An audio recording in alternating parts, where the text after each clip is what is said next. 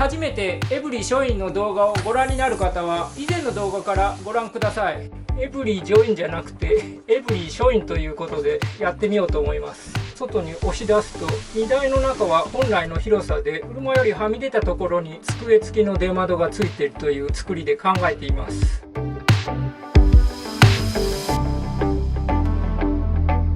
おはようございます。舞台美術大道具の寺岡です。エブリーショインを作り1年半が経ちました。昨年2021年もエブリーショインでいろいろなことがありました。またいろいろな場所にも出かけました。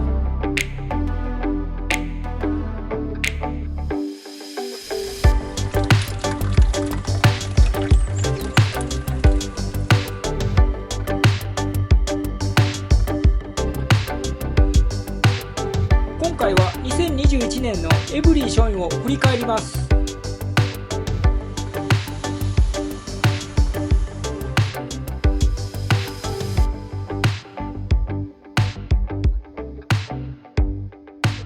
付けショインをスライドアウトして出してみます。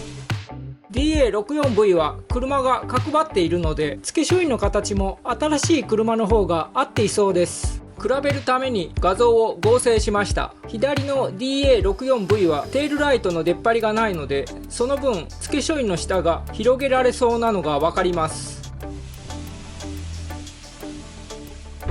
後ろから見るとやはりテールライトがバンパーにあるので、下の開口が広く付けショインの左右に余裕があります。次はバックドアを閉めてみます。ゆっくり閉めていますが、これはバックドアのダンパーとここが当たります。ダンパーが当たり、付けショインが中に押されて入りました。オフ会を行い、そこで他の軽バンやワゴンにも付けショインを乗せる集まりなどしてみると面白そうです。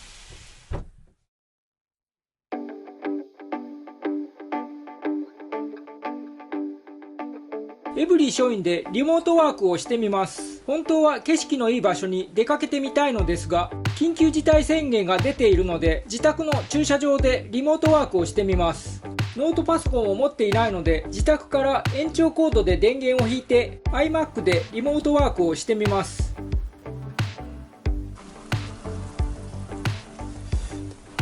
いただきます。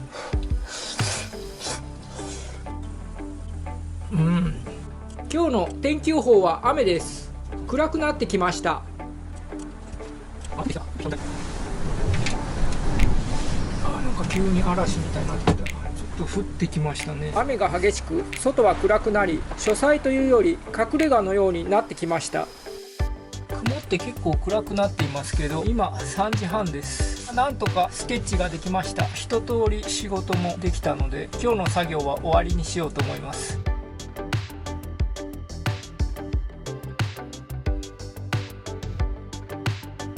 ポータブル電源を買いました。今回はこれを使って暖房をしてみたいと思います。今日は天気予報では4月中旬並みだそうです。こたつの動画を出すにはすっかりタイミングを逃したというか、もう春になってしまいましたが、あれか、なんかすごい道、ナビしてくれないですけど合っているのかな。およそ200メートル先、目的地は右側です。おお、明かりが見えた。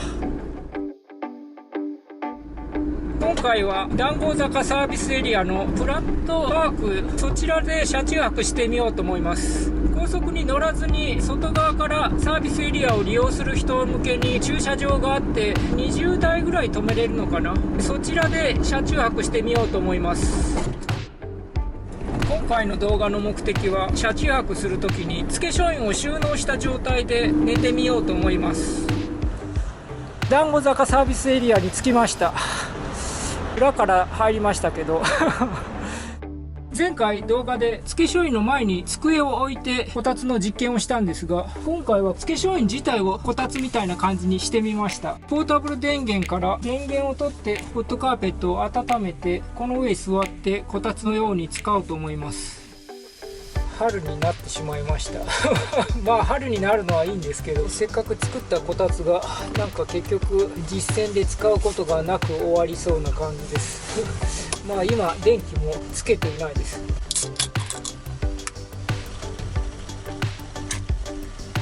ああ、うどんの色がいい色になってきた。おはようございます。朝になりました。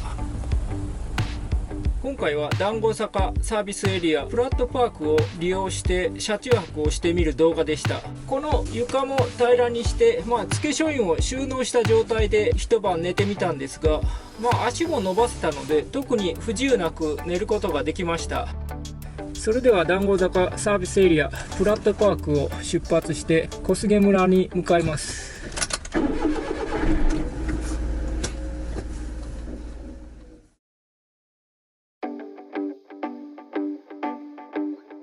今回はポータブル電源と iMac を使ってリモートワークをしてみたいと思います。すごいいい場所ですね。すごいバスがまたのどかな感じを醸し出してる。いやー、これは綺麗ですね。昨日夜来たのでもう真っ暗だったんですけど、昨日もこういう感じで梅と桜がたくさん見えたんですよ。富士山と梅が桜だ。素敵な感じ。小菅の湯、道の駅着きました。これで朝ごはんいただきます。ホクホク涼しいな。これは今回の目的は小菅の湯ご湯体験、これがあるので、それではこれで温泉に入ってきます。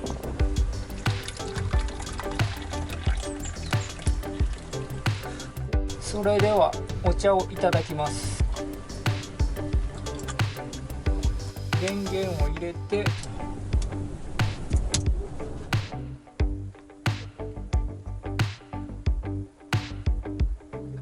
今回は前回の続きで道の駅小菅で朝ごはんを食べて、小菅の湯で温泉に入り、奥多摩湖でリモートワークをしてみました。今回はエブリの助手席を有効利用するために棚をつけます。前回車中泊に出かけました。付け書院をスライドアウトせず、車外に出さない収納した状態で使いました。普通に使う時にはいいのですが、撮影する分には車内が狭くて荷物の置き場に困ります。挙句の果てに撮影中にお茶をこぼしたり大変になりました。ちょっとキーボードが大丈夫かなこれ。今回はそれの問題解決として棚を作りたいと思います。ドアを閉めて棚板を跳ね上げます。荷物を置いてみました。棚の上と座席の上に2段で荷物が置けるようになりました。今回はエブリィの助手席に棚を作る動画でした。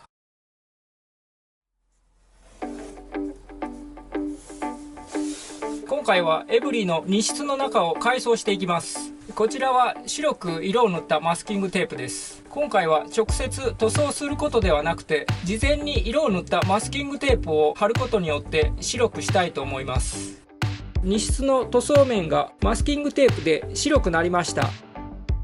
マスキングテープで白くした感想ですが、段差など仕上がりについては別にして、塗装するより気楽でペーパーをかけたり養生もなく簡単です。しかし意外と手間がかかり、剥がした後の糊が残るリスクもあるので、あまりおすすめはできません。3ヶ月後に剥がす予定なので、その時また動画でレポートしてみたいと思います。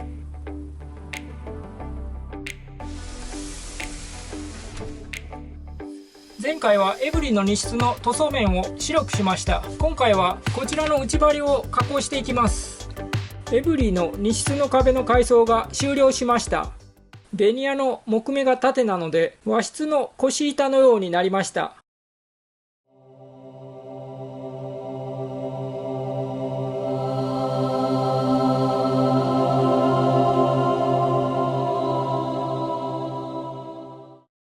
エブリィに畳を敷いて、この付け書院をつけてから1年が経ちます。今回は車検に出すので、エブリィを元の状態に戻していきます。元に戻るとエブリィ書院ではないので寂しく感じます。付け書院を下ろしてからここまで作業時間は2時間ぐらいでした。ということでエブリィ書院の動画は一時休止になります。しかし実は窓を塞ぐパネルを作っている途中です。これは車検後にまた動画にしたいと思います。今後は荷室内を塗装して窓を塞いで換気ファンをつけて車中泊にも出かけたいと思います。剥がれました。今回は荷室の中を白く塗装していきます。前回エブリィ署員を車検に出すために一度元の状態に戻しました。そしてエブリィが車検から帰ってきましたが、仕事で荷物を載せることが多いです。この状態でできることとして荷室の改装をしていこうと思います。以前マスキングテープで荷室を白くしていい感じでしたので、塗料で白く塗装してみようと思います。それで結果を先に言うと、オープニングの映像の通り剥がれました。密着不良です。とりあえず塗装は終了しているので、今回は失敗ということでご覧ください。荷室の塗装が終了しました。畳を入れてみます。壁の内張りはつけていませんが、畳と艶消しの白い壁で落ち着いた空間になりました。今回はエブリィの荷室だけを塗装する動画でした。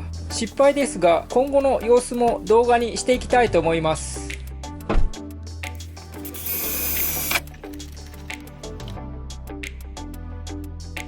エブリィの荷室の壁を改装しています。今回は窓を埋めていこうと思います。窓が塞がりました。暗くなりましたが、落ち着ける空間になると思います。窓のウェザーストリップも隠したので、すっきりしていい感じになっていると思います。今回はエブリィの荷室の窓2枚を塞ぐ動画でした。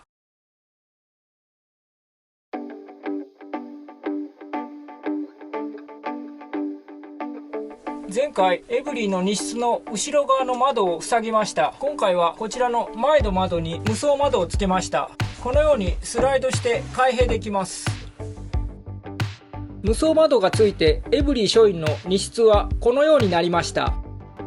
まだ内張りをつけていないので、次回は内張りをつけたいです。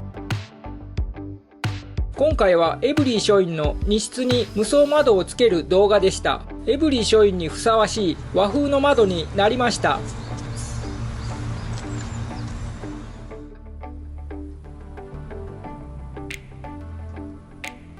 エブリィの荷室の改装も一段落したので、エブリィ署員を復旧するところを動画にします。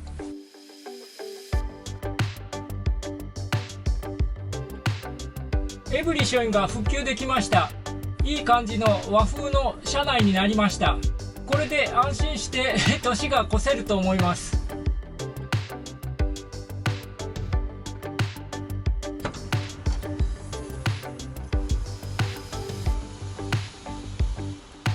今公園に来ています。エブリィ署員が復旧したのでリモートワークをしてみようと思います。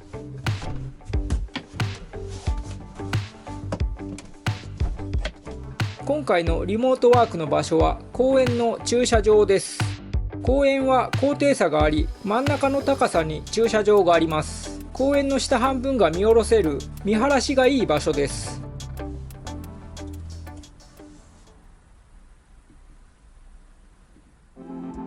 今回は3時間ぐらいですが、エブリィ署員でリモートワークをしてみる動画でした。付署員の窓からの景色も素敵でした。この映像のようにまるで部屋の中にいるような感じでリモートワークができました。また荷室横の窓を塞いだので、以前よりプライバシーも確保でき、落ち着いてリモートワークができました。